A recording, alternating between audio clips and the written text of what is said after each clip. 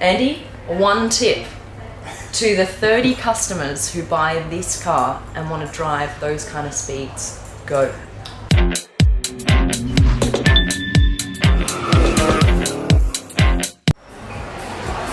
What's up guys, Supercar Blondie here at the home of Bugatti here in Molsheim. Behind these doors is something really special. We have an exclusive here on this channel. Come with me. Okay, we're through the first door. Behind this door is the world record breaking car. This car just broke the 300 mile per hour barrier, and here it is.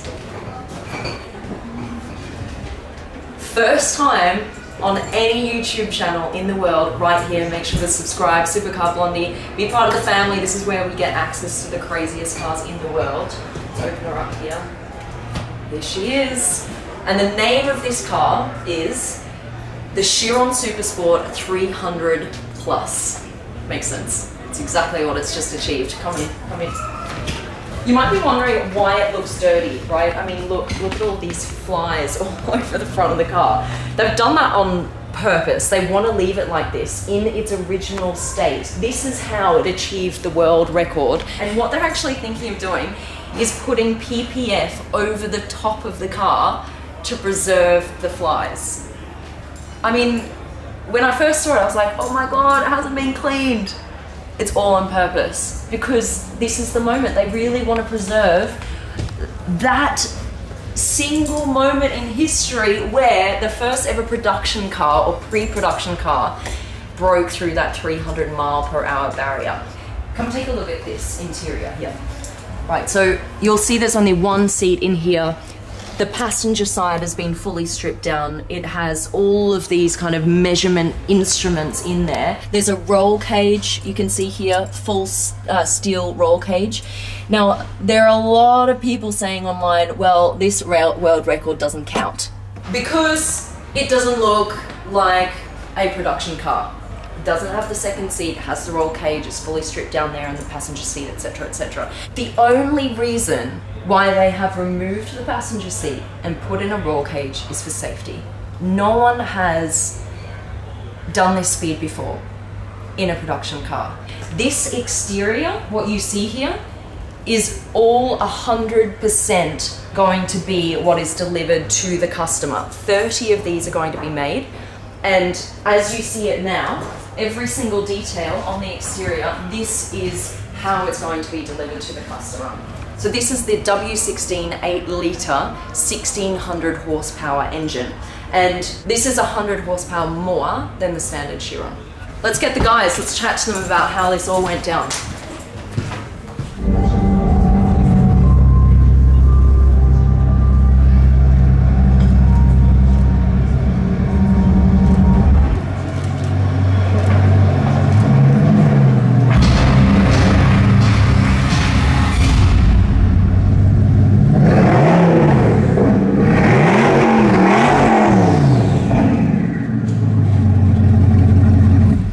So guys, last time when Alex was here, unfortunately I couldn't offer her any champagne because she was gonna drive the 1500 horsepower Chiron. Today she won't be driving, so we're gonna surprise her with a very special bottle. It's a Magnum Champagne Carbon bottle, and we have 2 glasses, so we're gonna play a good trick on it right now.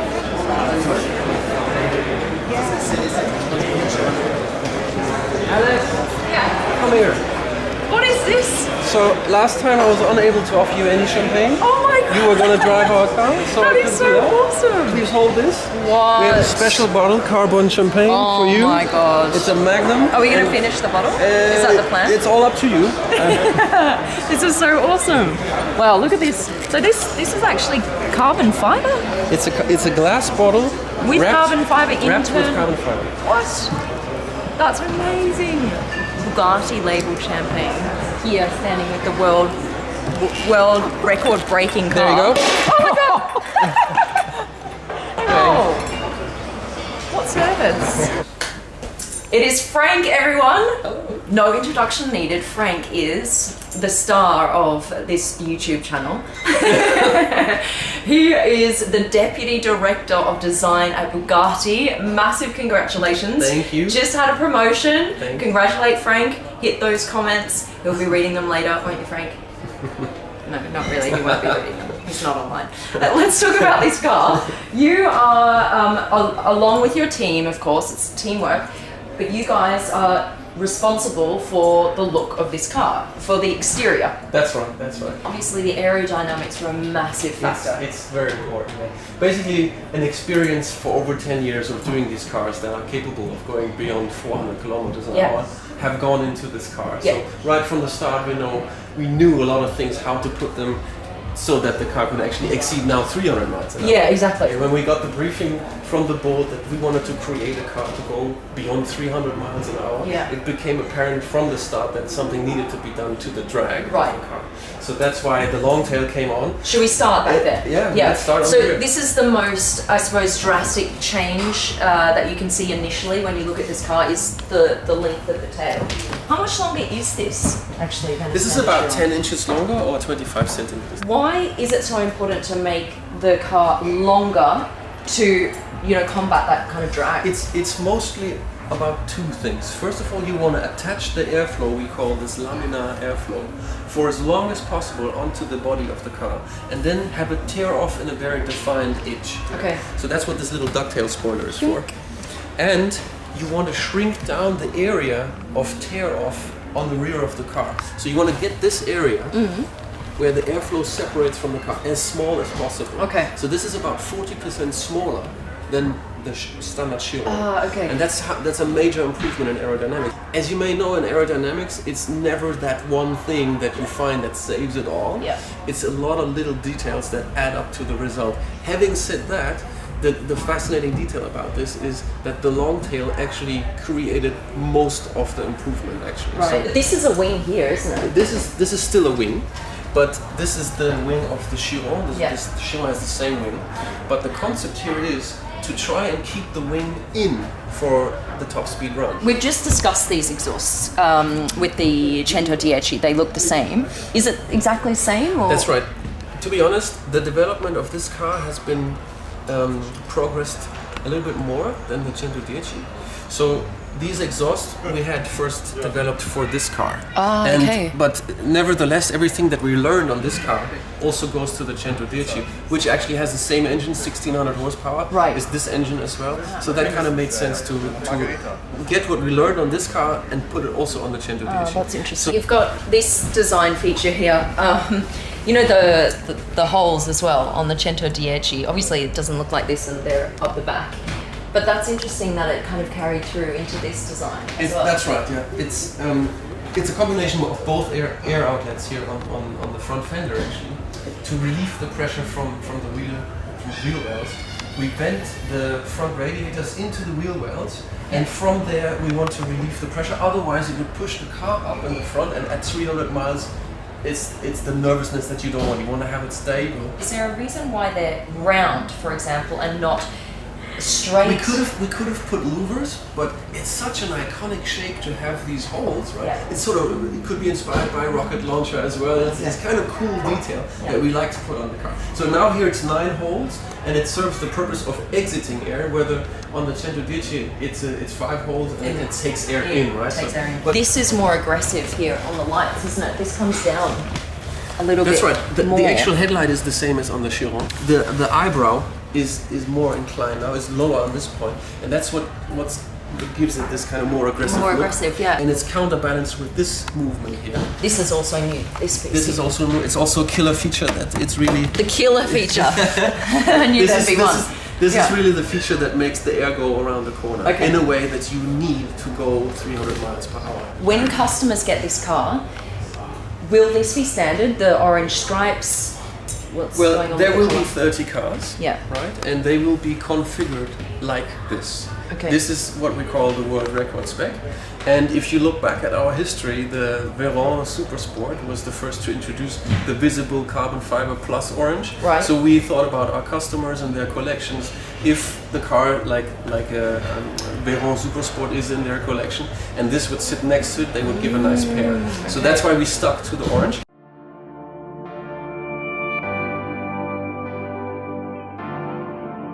Guys, this is so exciting. Look who I have with me, Andy. Andy is a Bugatti test driver and he is the man who broke the world record. Oh my, look at this little grin. That is so exciting. I've got so many questions for you. Fire ahead. How does it feel going over 300 miles an hour?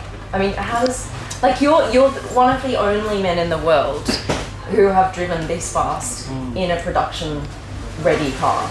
Right. How does it feel? Well, I could give you two answers. I could give the answer that most people want, which is, oh, it was great. Yeah, there I was. We don't want that there one. doing 300 miles an hour. But to be honest, it's a lot more difficult than that. Were you shit scared, Andy? Yes, being a little bit nervous of it is probably helps. It sort of focuses. Heightens your intuition, etc. It does. etc.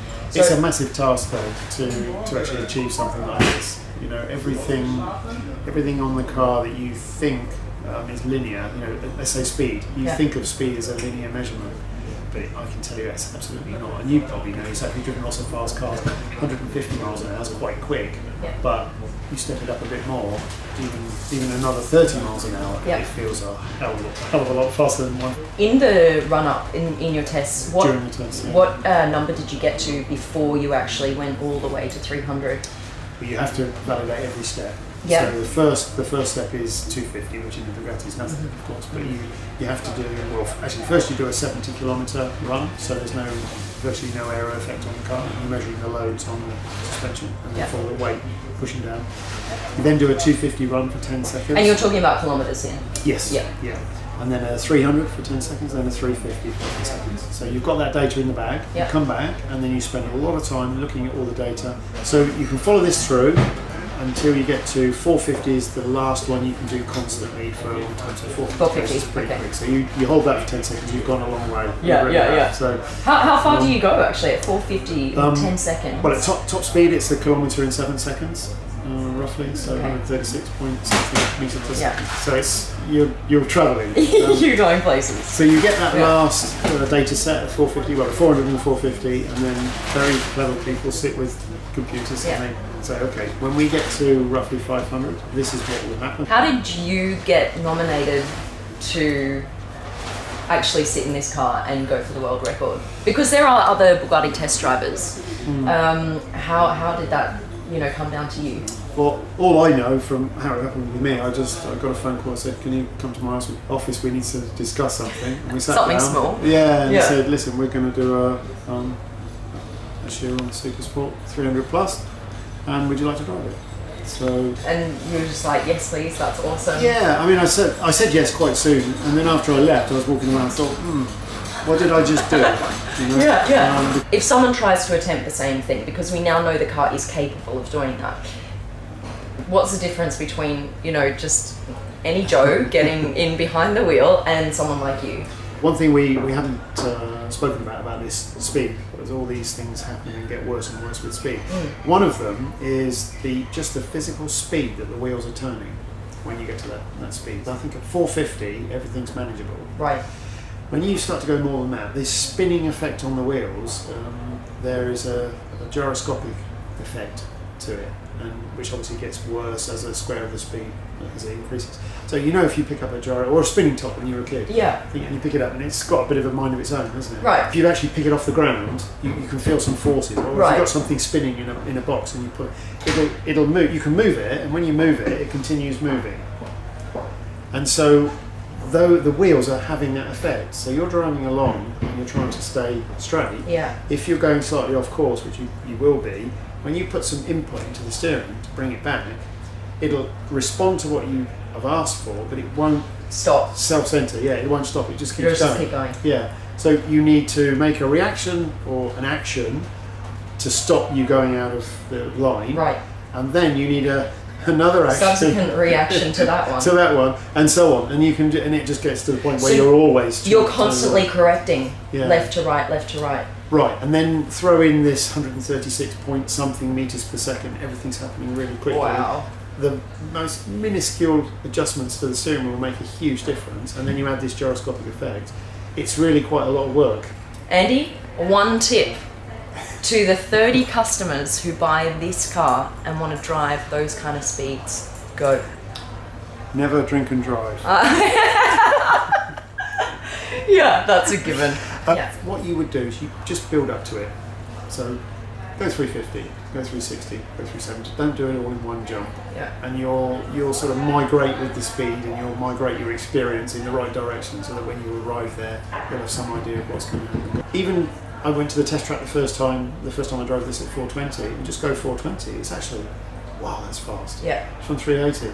So if you tried to go immediately to 490, you'd probably completely lose it. So I just do it in can't stages. imagine, Andy. It's like we're only talking about differences of 20 kilometers an hour, but it is a massive jump in the feeling, right, that you get. And that's why I say it's not the linear measurement that it Right. looks. It really isn't. Let's talk about how you prepare the track that you drove on for the world record breaking moment. What goes into that beforehand? So before we did any running at all, a whole lap of the track is about 20 kilometres. Okay. So we had a couple of guys with a machine with these large mats that they sometimes use at airports, Yeah.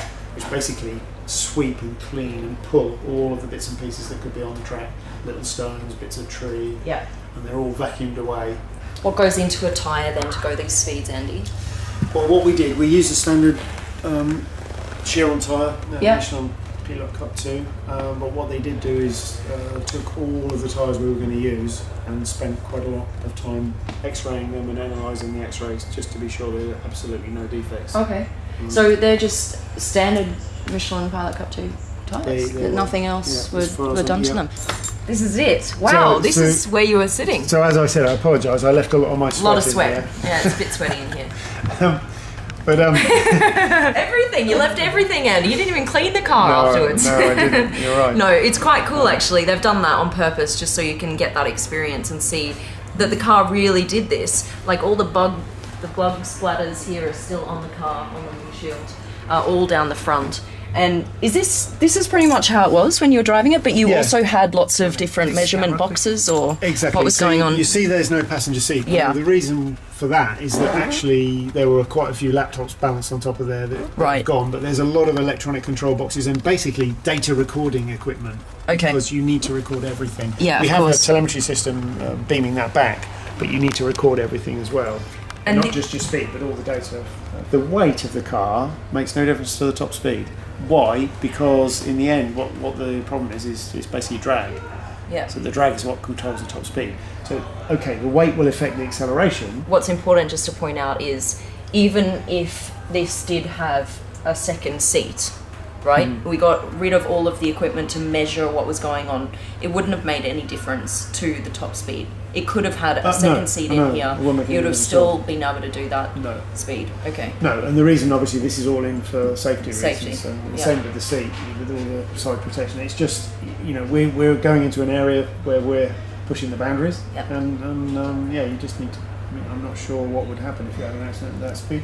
I'm not sure anyone would have volunteered to be the passenger either, No, even no. if you had a second seat in here. Absolutely no. No. way. How different is this car to drive to, say, the standard Chiron? You just notice that when you get up past 400, it just keeps on accelerating and accelerating because the drag is less, and in the end, the drag is what's holding you back. Yeah. You can give a car, let's say, another 100 horsepower. You'll only gain a couple of kilometres at that top end speed because of the drag. Right. If you reduce the drag by a few points, you Right. go a lot faster. So it's not about the increased horsepower, it's about the design of the body. It's about the aerodynamics really that Yeah. take you to those extra Yes. kilometres an hour. That's yeah. It's a mess, mate. It's a mess. How many flies did you kill? Yeah, everything. In fact, you know what? I was trying to count them. 1, 2. I remember them cleaning the car regularly. Every time I came in, they cleaned the screen, but I got a feeling they cleaned some other pieces too. How many rounds did you go on the track to reach the top speed, by the way? So what you do, you leave the parking area, Yeah. And then, because you did runs before, you'll have some heat soak. You then set off on a complete lap, 20 kilometres, Yep. at 200 kilometres an hour. Okay. So basically, for Bugatti, it's just sleepwalking. So, Yeah. and you get everything to stabilise, Yep. and this is the interesting part actually, because then you come up to the final banking before the main straight. Yeah. And as you arrive there, that's when you get the sweaty hands, because you know what you've got to do. So as you're coming towards the last banking at 200, you sit there at 200, you go up onto the banking, and you know as soon as you exit it, this is it. This is what's going to count. Yeah. So going around the banking, I actually knocked it down 3 gears into 4th, and then Michelin has given me the okay to go a little bit faster than the 200 that they normally mandate on the banking. Okay. So I went a little bit quicker, and Yeah. in fact, looking at the data, I think it was 265 when I left. Just a little bit Quite quicker. a bit more. Yeah. So you nail it on full. It had already shifted to 5th actually before I left the banking. So on the flat, and then you've got this 8.8 kilometres. And I just sat there pinned. So 8.8 kilometres you did to be able to then get up all the way up to. That includes the 490. slowing down speed too. So it's 8.8 in total.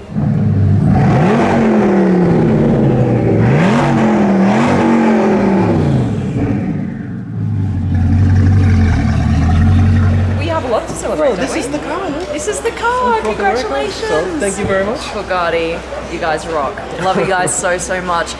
Give us a quick thumbs up on the video. Give us a comment. Check Frank's new YouTube channel out that doesn't exist yet, but it's coming. It's coming. Quick, hurry! You gotta, I you didn't gotta even know about create it. content, man. All right, like the video, subscribe to the account if you haven't yet. Supercar Blondie. Click that button right now. This is where you get to see the coolest cars in the world. Massive congratulations to you and your team, to Bugatti itself. A world record breaking car right here. For now, we're out. Love ya! Cheers! Cheers.